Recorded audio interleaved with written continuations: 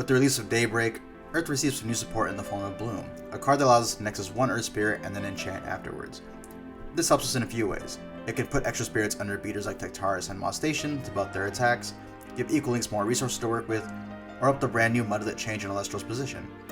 Mudlet takes on an especially important role in this format as it helps check one of the strongest Elestrals in the game, Eddy. In terms of effect, Mudlet is somewhat Eddy's Earth counterpart. Both change position of an opponent's Celestial. However, Eddy can only do it on cast, while Mudlet can do it every time it receives an Earth Spirit. When combined with cards like Bloom, Altar of Stars, and Equal Links, Mudlet helps shift control of the game in our favor. Starting things off, we have 3 copies of Viserys. Just like before, Viserys is an Elestral your opponent has to respect. If left unchecked, Viserys can easily produce an overwhelming card advantage. With a solid 4 attack stat, which is truthfully a 5 on cast, Viserys swings over most Elestrals with no problem. However, Daybreak did introduce its lunar counterpart, Spectaris, who checks Viserys by suppressing its effect and then increasing its own attack by at minimum 1. Eddy also checks Viserys by switching it to defense position where it can easily run over it. With these 2 running around, we have to be a little more careful and conservative about blindly rushing Viserys onto the field. Up next, I jump back and forth between 1 and 2 copies of Moss Station. At the moment, I'm going with 2. Much like Viserys, it's checked by Spectaris and Eddy. Despite that, it's a card that I never feel bad to see in hand. Following that, we have 3 copies of Equal Links. Not only does Equal Links remain our primary form of backrow, it now takes on the added responsibility of placing spirits onto Mudlet and Clovey. Next, we have Clovey. When Clovey receives an Earth Spirit, we draw a card. In combination with Equal Links, Altar, and Bloom, Clovey gives us a reliable way to speed through our deck. I'm currently running 1 at the moment, which is pretty conflicting for me because it's an excellent starter. However, our rune lineup is just so tight that I can't really justify making any more room for additional copies. At most, I would consider balancing out our Mudlet and Clovey count at 2 each, but I find that Mudlet is a much more powerful card to draw into and play in general.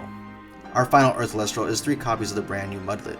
As explained earlier, Mudlet is our answer to cards like Spectaris and Eddy, as well as most other 1 or 2 drop cards in the game. Mudlet allows us to control the tempo of the game and keep our beaters safe. Rounding out our Elestrals is our Thunder package, 2 copies of Elechik and 3 copies of Astrarabbit.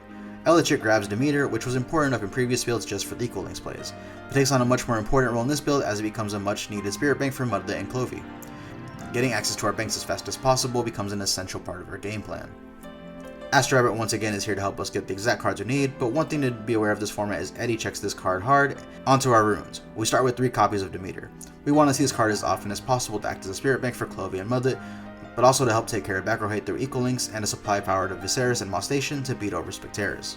Next, we have 2 copies of Full Life Forest, to both buff our Elestral stats, but also to act as another bank for Mudlet and Clovey. Foley also helps keep Viserys and Moss Station on equal footing with Spectaris and Eddy, even after suppression and position change. Next, we have 2 copies of the counter room, Bloom, one of the cards that helps our deck function. Bloom sets up Mudlet and Clovey, reinforces Demeter and Equal Links, and helps supply attack power once Full Life Force hits the field.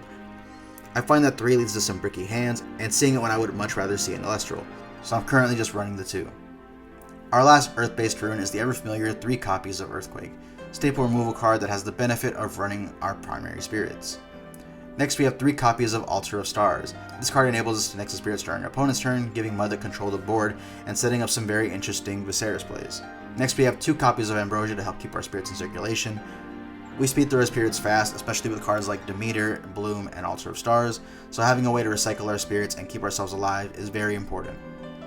Running out the deck, we have our staple runes, 2 copies of Shield, 3 Poison Tip, and 3 copies of Gorgon's Gaze. I'm still not the biggest fan of Shield.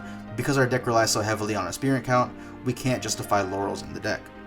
Poison Tip helps weaken Spectaris and Eddy and other problematic cards to get them off the field entirely, or at least protect our own Elestrals on the field until the end of the turn. And Gorgons is still one of the best cards in the game, just suppressing and negating attacks for the turn. If you guys have any recommendations or ideas, I'd love to hear them down in the comments below. Till next time, peace.